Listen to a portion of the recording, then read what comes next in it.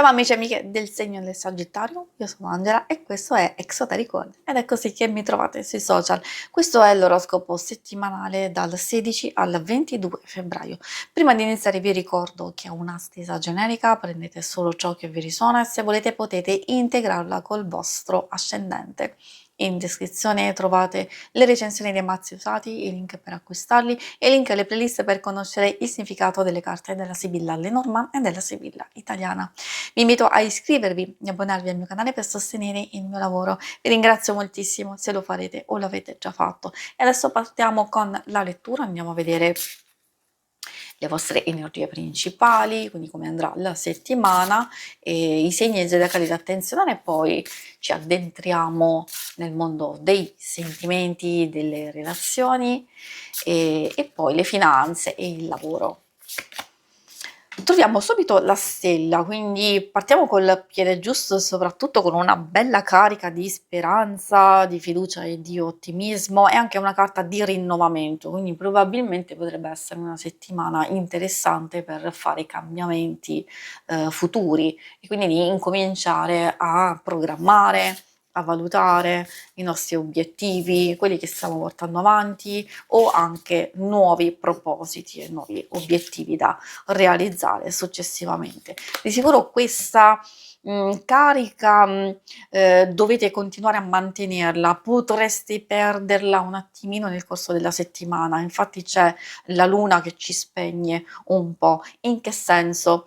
La luna è molto particolare perché ha il suo aspetto, tra virgolette, negativo, in ombra, e cioè che spegne l'entusiasmo, ci lasciamo le nostre emozioni, quelle altalenanti e molto forti, possono sovrastare le varie cose, soprattutto la nostra lucidità e anche situazioni esterne negative che andiamo a subire e quindi anche lì porta destabilizzazione.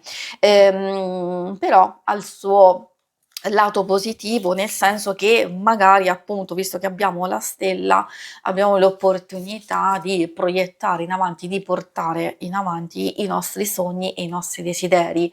Quando saltano fuori queste carte vuol dire che è il momento favorevole per farlo, quindi bando alle ciance, vuol dire che ci sono o delle opportunità oppure per noi a livello interiore, nostro personale, è arrivato quel momento giusto di considerare l'ipotesi di portare avanti, di realizzare un qualcosa o anche migliorare delle situazioni che stiamo subendo effettivamente. Quindi dipende dalle varie circostanze e poi c'è anche la carta della lettera. Aspettarci delle comunicazioni? Assolutamente sì, perché la lettera si riferisce a tutti i tipi di comunicazioni, sia quelli che riceviamo sia quelli che dobbiamo dare anche noi. Magari appunto se stiamo aspettando delle risposte, un qualcosa, finalmente possono arrivare, principalmente quelle che hanno a che fare con il lavoro, con le questioni pratiche, con alcune cose molto importanti per noi, quindi nuovi sviluppi. E quindi come vi dicevo tutto il ramo delle comunicazioni, notizie, messaggi, può indicare ancora una fase di attesa e quindi dobbiamo essere prudenti, soprattutto se dobbiamo comunicare noi qualcosa. E adesso procediamo con i segni zodiacali da attenzionare. Per voi sono principalmente quelli di acqua, cancro, scorpione e pesci, e poi abbiamo anche un po' quelli di aria, gemelli, bilancia e acquario. E adesso procediamo con l'ambito amore.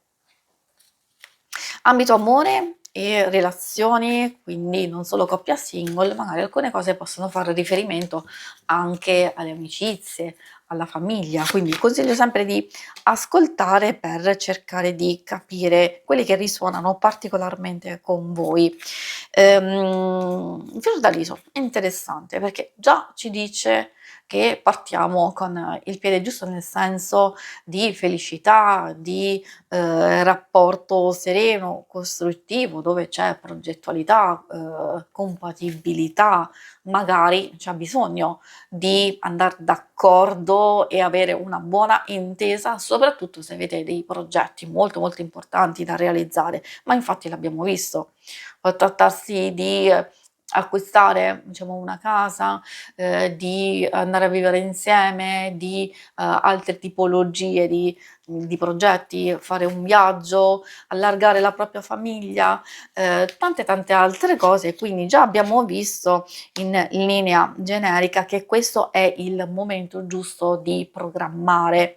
Di programmare vuol dire anche pianificare, delle azioni, delle cose che poi man mano appunto devono essere concretizzate. Abbiamo un rosa di Natale, anche questa molto molto positiva, quindi si tratta per la maggior parte di una settimana intensa, anche per alcuni aspetti che sono legati a delle sorprese, a un dono, a un qualcosa di bello, di molto positivo, anche magari condivisione di una bella situazione. A volte magari può esserci un evento, un invito, una festa, un qualcosa di particolare. Un po' il fine settimana, un po' spento, nel senso che magari, o voi volete fare qualcosa o, magari vi siete prefissati, alcune situazioni, un vostro quadro e allora potrebbe esserci qualche mancanza.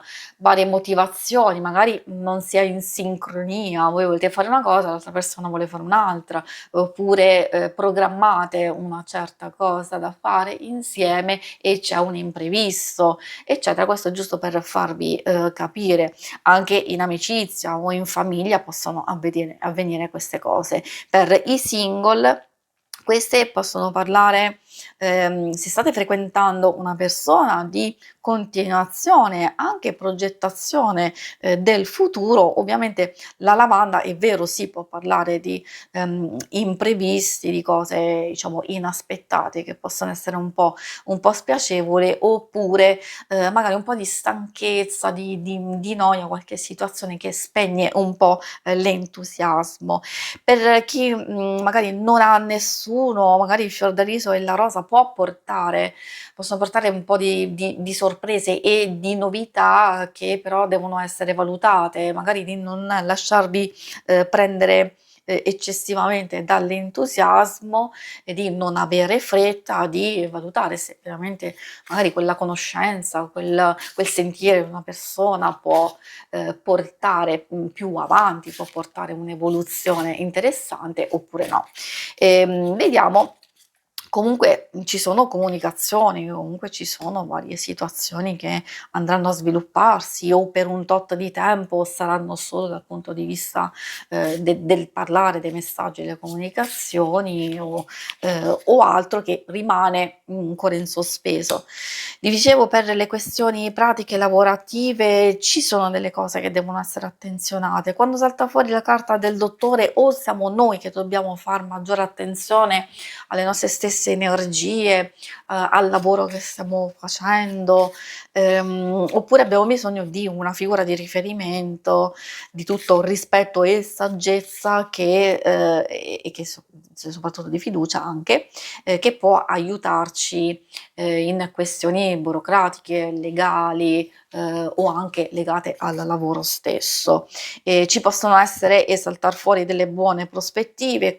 Anche questa belvedere può indicare una fase di attesa. Quindi che cosa vogliono dirvi? Che per alcune risposte possono arrivare già nel corso della settimana, per altri no, magari c'è bisogno di aspettare un altro po', potreste stuzzicare voi, fare un sollecito, un qualcosa per smuovere le acque. Comunque c'è ancora una fase di attesa.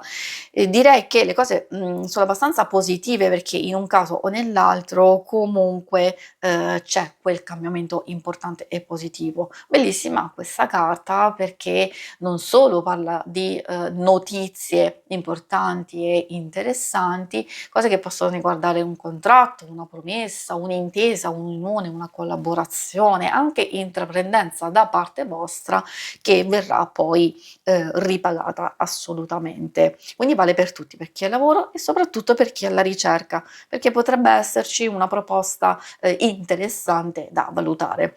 Si conclude qui la lettura, vi ringrazio per avermi seguita. Se volete, in alto a destra trovate il logo per iscrivervi al canale, mentre in basso trovate le schermate per vedere il vostro oroscopo mensile, il lunare e quindicinale. Alla prossima, vi auguro una buona settimana. Ciao!